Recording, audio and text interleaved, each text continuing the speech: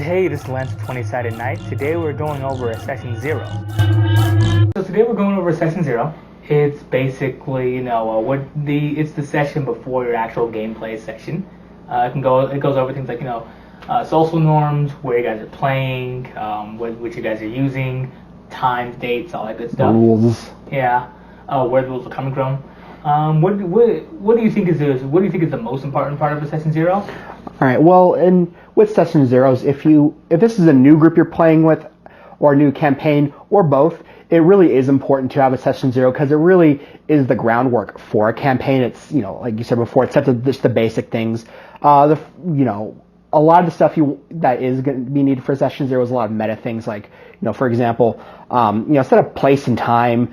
Campaigns usually flow a lot better when there is sort of a set schedule.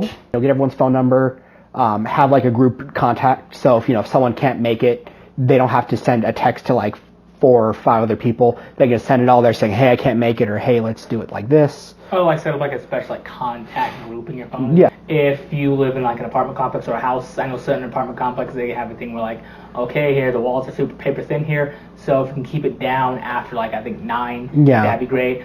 Or if you're playing like a local game store, like Haster Games on State, you want to you refrain from using certain language, like cursing. You can't be throwing out things like that. Super easy. Your mouth, young man. If you do, you can't if you're playing at home, even if you're doing that, like if there's kids, they're running around doing kid stuff. No things like drinking if that's not allowed in certain places. I don't condone doing drugs or alcohol, but if you do, if that's allowed in certain people's places, you may not, you'll want to at least stifle your drinking and drug use for 3 hours in a day. Yeah. That's a good rule. That's a good rule to have there starting out. And also, especially if you are playing in a public place like like a comic book shop or a library, because I know you can schedule. They have little conference rooms. You can schedule times there, stuff like that. Have sort of a backup place, for where you're playing. Like if you're playing at a comic book shop or something, sometimes they'll have magic tournaments, or sometimes they'll just be closed or something. And it's nice if you still want to play to have a backup plan for that. Another good thing to do, like this sort of for outside of actual gameplay stuff that's still important to have at Session 0. Set up, transportation. Yeah. If one of your players can't drive, or if you're they just don't have a car. Set up. Okay, well, if you don't want to drive, we're having the game at your place because that's somebody else inconveniencing. Or if you don't want to drive, we'll have whoever give you a ride. Yeah, just so there is consistency, and also if you want to have snacks, I don't know, just say hey, each week someone buys the pizza or whatever, or something like that, or just bring what you want to bring. Or I think you had a story where it was about 5 or so years ago where there was a guy who he brought he brought a pie to every session, but nobody knew a pizza, but to every session or so, but nobody knew there was a pitch just because he didn't tell anybody that there was a pitch, so he was getting madder and madder every session, and nobody knew why, because you gotta talk about your feelings because you're an adult, and then he just sort of blew up and left one day. He's I don't play this table anymore, and he left. He eventually told the DM I expected a pitch, but he never said that. But then when anybody else would bring anything, he didn't pitch in. So it's really hard to gauge his feelings. If you just say that up front to talk to somebody, as a good rule here for that, that's going to alleviate a lot of issues. Yeah. Because certain social norms there are things that some people expect, but that not everybody knows about. So also, mind your volume. Yeah, mind your volume. There's this one time we were playing Starfinder at Haster's, and there's a guy who, I get it, you want to have fun, you're getting into it, but he was just screaming all the time, and I think he was rocking the table. Yeah, he was. It was terrible. Yeah, and eventually we got sick and tired of it, so we started talking loud. And then finally that table that the guy was playing at, they caught on, so they shamed him into not doing that. So remember that, kids. Sometimes shaming works. Yeah, it works a lot. Shame. Yeah, but also with behavioral norms, things like if there is, there's going to be evil and stuff in the world, maybe you're playing an evil campaign. What kind of evil? Are you going to be more Saturday morning evil, or like real world evil. Like there's a Saturday Night Live sketch where they have like a conference of like evil, like super villain mad scientists, and they're like, ooh, we have a freeze ray, so we're gonna freeze the beaches so they're like really cold or whatever. And Dwayne The Rock Johnson comes out like, yeah, I made a child molesting robot. Yikes. So again, what kind of evil? If it's something where when you're doing your intimidate thing, if you're like, trying to get information out of someone, if you're just let your players know if it's like, okay, it is acceptable to be like, no, this is how I'm intimidating him to play that thing, play it through, or it's like, yeah, I'm gonna go 2003 edgelord and like go into graphic detail. Is it either gonna fade to black basically, or is it gonna be like, no, I have actually my torture sheet out, and these are the rolls I have to make. DM, these are the con saves that your NPC has to make, things like that. Yeah. Yeah. And so that's just kind of evil and just sort of social norms. Yeah. For that. One of the things, like,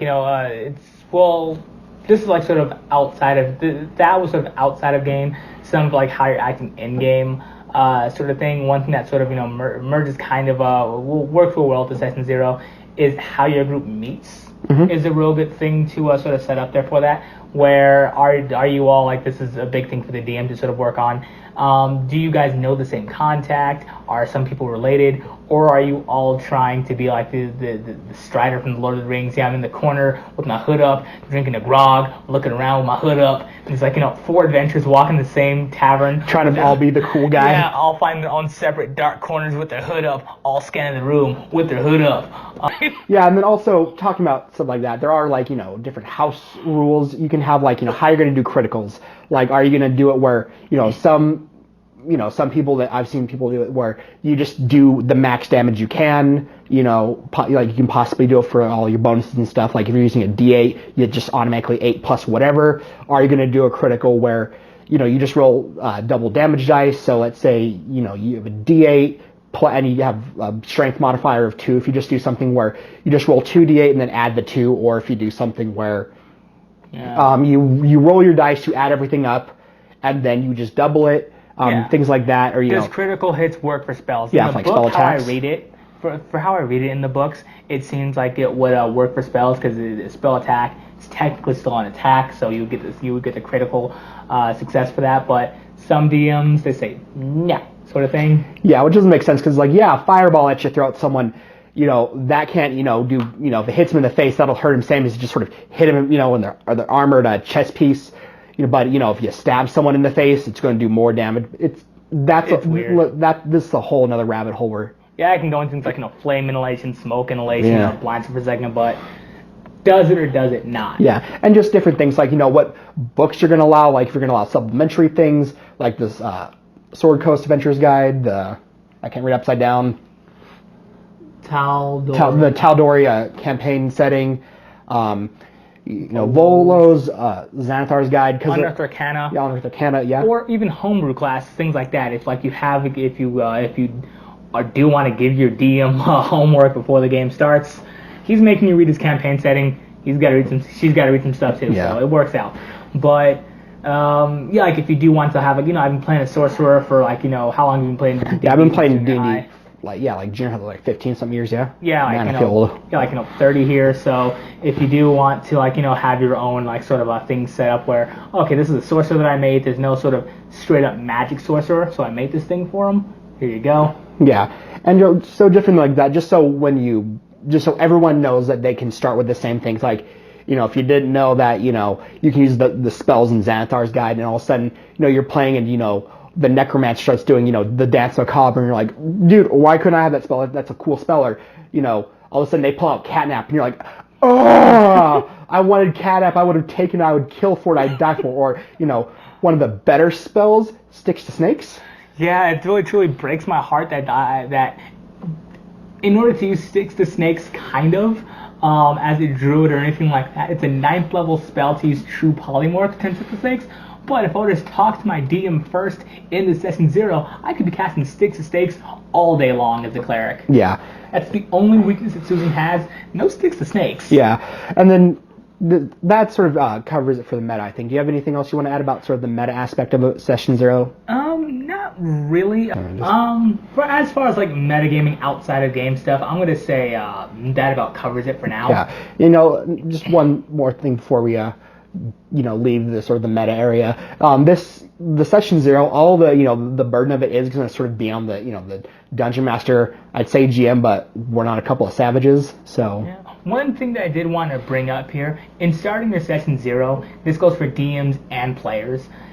Players, if you're going to have a huge missive of a backstory where it's a 10-page long essay and whatnot about where your character's from, what they're doing, how they became an adventurer, maybe try to whittle that down just to the bare bones and don't sort of front load the group with a bunch of stuff. One, because that's just kind of bad storytelling if you throw everything up out front. Like, there's Keep a little mystery. There's no story that tells the entire story of somebody's thing in the beginning. Maybe break it up a little bit, sort of thing. Also, DMs, if you are gonna have a huge campaign setting, try to not give your group a homework. Homework assignment.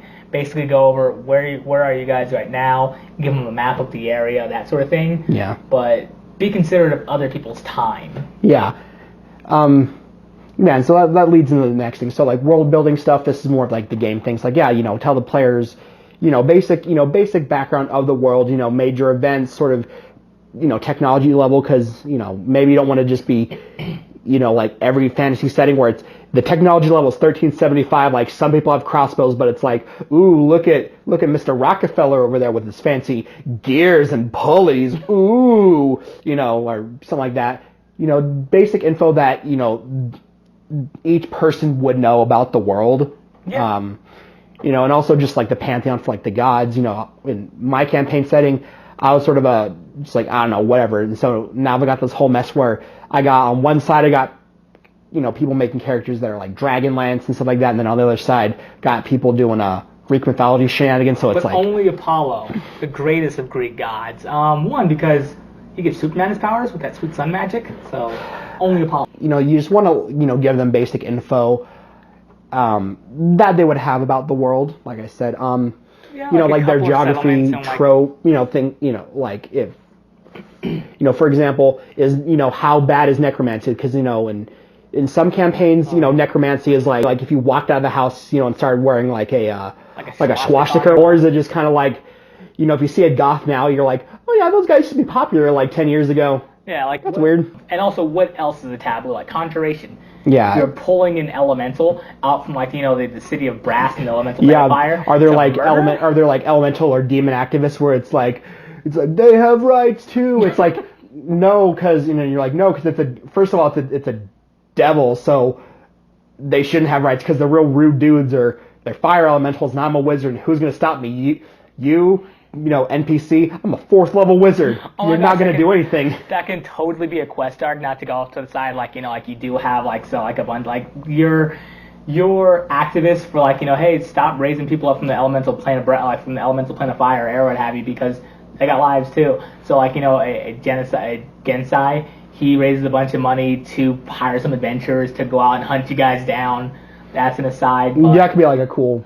If it is a taboo in your game... Yeah. If it is a taboo in your game, how will that affect your players? Yeah, and then kind of like we were saying before, where they should have, how the characters know each other, but also they should have, if not, hopefully a fully fledged backstory, but if not fully fledged, at least somewhat, fleshed out, so 90% of what's there, because just an idea. So when they come to the table, they're not just I don't know. So maybe you could workshop it in Well, you don't need to tell your full backstory in the Session Zero. Yeah. That can be if they just say, I don't know, I come from this city. Just give them a map. Where does your character come from? Yeah, but we're let's say they make a wizard, and their plan is, they're going to make that wizard, focus on necromancy. Maybe tell them, okay, but necromancers, this is how they're viewed, and so they can sort of change it so it's not just so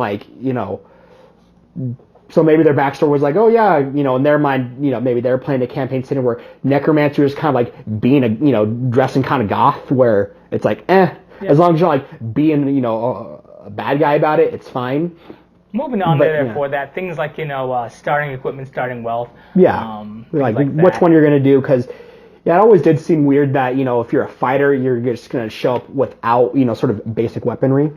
So what else is what other things are important to a Session Zero? So yeah, just so things like expectations for the campaign, like is it gonna be war on rails? Is it gonna just be like a murder hobo fest? If your group is doing a module, Mm-hmm. or if they're doing sort of like a homebrew campaign setting like that, like say if your DM hates the people you're playing as, say they're doing Tomb of Horrors, and your group wants to leave the tomb, if that's not discussed beforehand, your group may be like, well, this is the campaign that I have that I've had prepared. Give me a few days to think of something else. Or if the Tomb of Horrors is something that your group can be like, it sucks here, I'm leaving, and then they go off, look for a dragon, a slayer, what have you. We basically covers it to me. If you feel like there's anything that we've missed, leave it down in the comments below. Please like, share, and subscribe. And also, before we end, I do want to announce the winners of last month's April's giveaway. The Icons of the Realm giveaway. I'm sorry, the D&D Icons of the Realms giveaway. It was the Monster Menagerie. It won by far, and the winner. So the winner of the Icons of the Realm it was Monster Menagerie. It won by a landslide.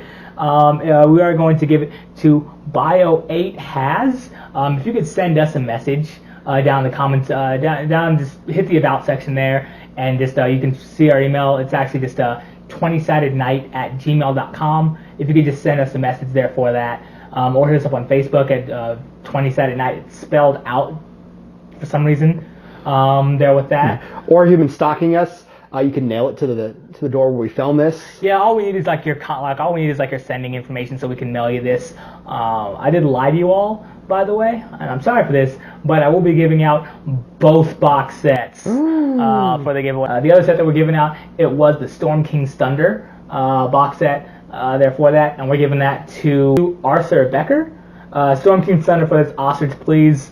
Again, just like before, hit the about section there for that. And just go ahead and just send your email to which should pop up there, 20sidednight@gmail.com with your contact information wherever you want it mailed to, whether it be your address, business address, hobby shop, things like that. We just want to left on a random street corner. Yeah, that sort of thing. But yeah, that about covers it for that contest. There, again, like, share, and subscribe, and bye. Hey, this is Evan from 20 Sided Night. Please like, comment, subscribe, and I hope to see you next time. Have a good day.